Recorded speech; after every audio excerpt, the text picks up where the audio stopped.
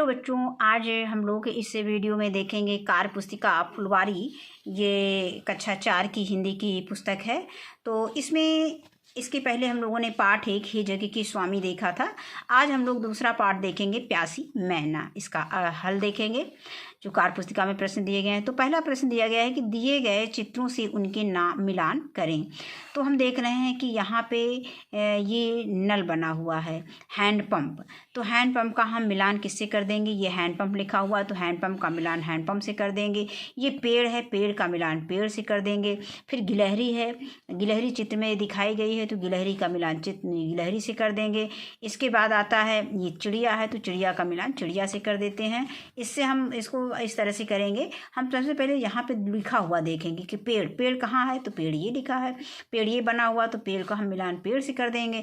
इसके बाद हम देखेंगे कि दूसरा गिलहरी है। अब गिलहरी हम चित्र में देखेंगे कहाँ बनी हुई है, ये बनी हुई है तो गिलहरी को हम नीचे सबसे नीचे इसको मिलान कर देंगे। इसके बाद हम देखेंगे हैंडपम्प चित्र में कहाँ है किताब में, तो हैंडपम्प का चित्र जहाँ है उसको हैंडपम्प के चित्र से मिलान कर देंगे। फिर आता है चिड़िया, चिड़िया कहाँ है, चिड़िया को हम चिड़िया के चित्र से मिलान कर देंगे। अब इसके बाद आता है अगला पाठ नंबर संख्या 2 दिया गया है कि शब्दार्थ का मिलान करें। तो इसमें शब्द अर्थ यानी शब्द अर्थ दिया गया है दरार। दरार का मतलब होता है कि कहीं कोई चीज़ चटक जाती है तो उसको हम दरार बोलते हैं। तो दरार का मतलब होता है चटकी हुई जगह। चटकी हुई जगह को हम क्या कहते हैं? दरार कहते हैं।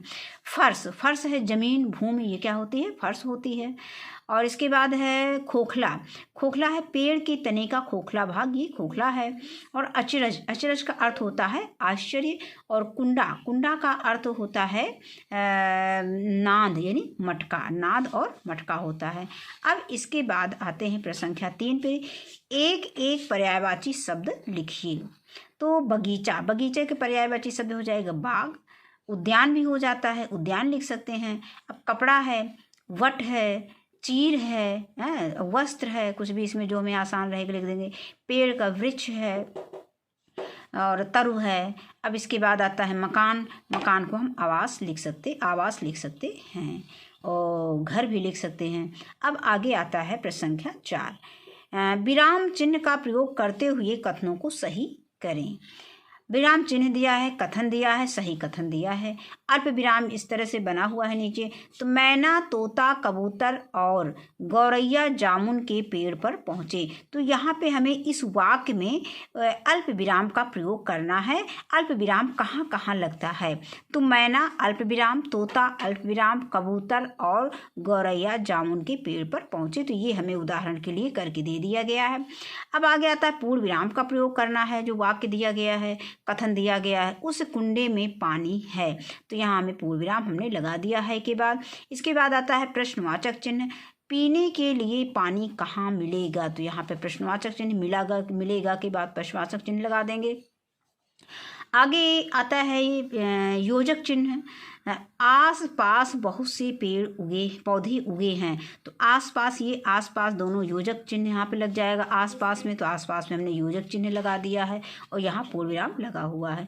फिर इसके बाद आता है निर्देश चिन्ह। अब निर्देश चिन्ह हम कैसे लगाएंगे? तो गौरैया ने कहा, तो यहाँ पे हम निर्देश चिन्ह लगा देंगे आओ मेरे साथ। तो इसको हमने लिख दिया है कि, और ये चिन्ह लगाने के बाद हमको सही कथन करके इसको लिखना है। तो गौरैया ने कहा आओ मेरे साथ, तो ये इसका सही कथन लिखा हुआ है। इसके बाद आगे देखते हैं। अब आगे दिया गया है प्रश्न कि रेखांकित शब्दों के विलोम लिखिए।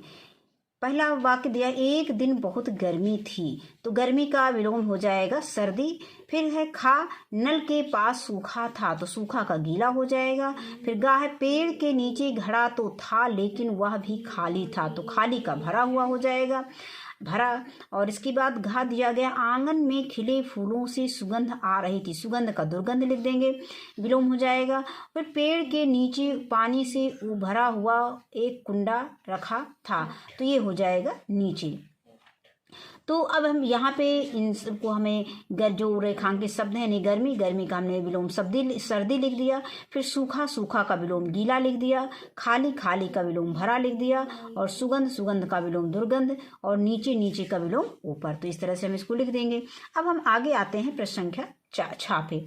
दिए गए वाक्यों के रेखांकित शब्द में से एक या अनेक का पता चलता है, लिखिए। तो जो ये वाक्य दिए गए हैं, इन वाक्यों में एक और अनेक का पता चलता है जो रेखांकित हैं। अब जैसे तारे, तो अगर एक तारा रहेगा तो तारा हम कहेंगे, तारे, तारे का मतलब इसमें अनेक तारे हैं। और इसके बाद है मैना को तोता मिला, तो अगर मैना को तोते मिले तो बहुत से तोते हो जाते, यानी कि एक वचन है तो तोता यानी एक तोता मिला। अब इसके बाद है सुंदर वन में खूंखार शेर रहते थे, खूंखार शेर रहते थे, रहता था तो एक शेर होता, रहते थे ये बहुवचन है, तो यानी कि बहुत से शेर यानी अनेक शेरों के लिए बात की जा रही है यहाँ पे। फिर है लड़कों ने लड्डू खाए, तो लड़कों ने लड्डू खाए, तो यहाँ पे लड़कों का मतलब बहुत से लड़के होंगे यानी अनेक लड़के होंगे, तो हमें वही इसमें लिख देना है कि तारे, तारे किस चीज़ को बताते हैं, तारे एक को बताते हैं या अनेक को, तो तारे अनेक को बताते हैं, यहाँ हम अनेक लिख देंगे। तोता अनेक को बताता, सॉरी तोता एक को बताता है तो एक लिख देंगे। शेर, शेर यहाँ पे अनेक है जो वाक्य से हमें पता चलता है। फिर आगे आता है कि लड़कों ने लड्डू खाए, तो लड़कों अनेक के लिए प्रयोग किया गया है लड़कों को। अब आता है प्रश्न संख्या 7, आप पक्षियों की सुरक्षा के लिए क्या क्या करते हैं? तो हम जो है घर की छत पर अनाज के दाना डालते हैं, एक बर्तन में पानी रख देते हैं, गत्ते या कार्डबोर्ड से उनके लिए घर या घोंसला बना देते हैं और अधिक से अधिक पेड़ लगाते हैं जिससे कि वो उन पेड़ों पर सुरक्षित रह सके। अब इसके बाद ये एक अगला प्रश्न है। प्रश्न क्या है, इसमें चित्र दिया हुआ है और चित्र में ये दिखाया गया है कि ये तोता जो है ये झूला झूल रहे हैं और ये गौरैया बैठी हुई है दीवार पे जो चहारदीवारी बनी हुई है, और इसके बाद ये एक पक्षी दिखाई गई है और यहाँ पर जो है आगे ये एक लड़की आगे घर के बरामदे में बैठी हुई है और इसके बाद यहाँ पे ये एक लड़की झांक रही है, यहाँ ये गिलहरी है और ये पानी पी रहा है। हुदहुद जो है, हुदहुद पक्षी, ये इस पक्षी का नाम है हुदहुद, हुदहुद जो है पानी पी रहा है। तो और अब ये बहुत सारी चिड़िया जो है दाना चुग रही हैं। अब इसमें हम क्या करना है हमें कि चित्र देखकर प्रश्नों के उत्तर लिखना है, चित्र में क्या हो रहा है इन्हीं चित्रों को देख करके हमें इसके उत्तर देने हैं। तो गिलहरी और हुदहुद क्या कर रहे हैं, तो यहाँ पे देखो हुदहुद, गिलहरी और हुदहुद दोनों क्या, जो ये कुंडा है, यहाँ पे कुंडा हमने टब का प्रयोग कर दिया है लेकिन यहाँ पे कुंडा है, तो ये कुंडा में क्या कर रहे हैं, पानी पी रहे हैं। तो गिलहरी और हुदहुद क्या कर रहे हैं, पानी पी रहे हैं। तोता कहाँ बैठा है, तोता देखो ये झूले पे झूल रहा है, तोता बैठा हुआ है। फिर लड़की कहाँ बैठी है, लड़की बरामदे में बैठी है। फिर पानी कहाँ है, पानी पीपल के पेड़ के पास है, ये पीपल का पेड़ है, ये पीपल के पेड़ के पास ये पानी रखा हुआ है। इसे किसने भरा है, तो इसे ये लड़की ने भरा है। लड़की देख रही कि अभी चिड़िया आएगी और अभी पानी पिएगी, तो वो छिप करके उसको देख रही है कि अभी पानी हमने रख दिया है तो कैसे आके पिएगी। अब प्यासी मैना पाठ पढ़कर लिखें, प्यासी मैना के पाठ से ही ये हमने इसको पढ़ करके इसमें लिखना है। तो इसका उत्तर हो जाएगा कि पीपल, पानी कहाँ है, तो पानी जो है पीपल के पेड़ के नीचे कुंडा में पानी भरा है या टब में पानी भरा है। प्यासी, फिर इसे किसने भरा है, तो इसे लड़की ने भरा है। तो इस तरह से हम इसको लिख देंगे। इसके बाद हम इसके आगे देखते हैं। अगला प्रश्न दिया गया है, चित्रों में रंग भरें। तो ये चिड़िया का चित्र दिया गया है, पेड़ का चित्र दिया गया है और गिलहरी का चित्र दिया गया है। तो इसमें हमें रंग इसमें भरने हैं। तो बच्चों इसको आप इसमें रंग आपको भरना है।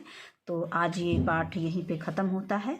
तो आज के वीडियो में बस इतना ही। वीडियो देखने के लिए बहुत बहुत धन्यवाद।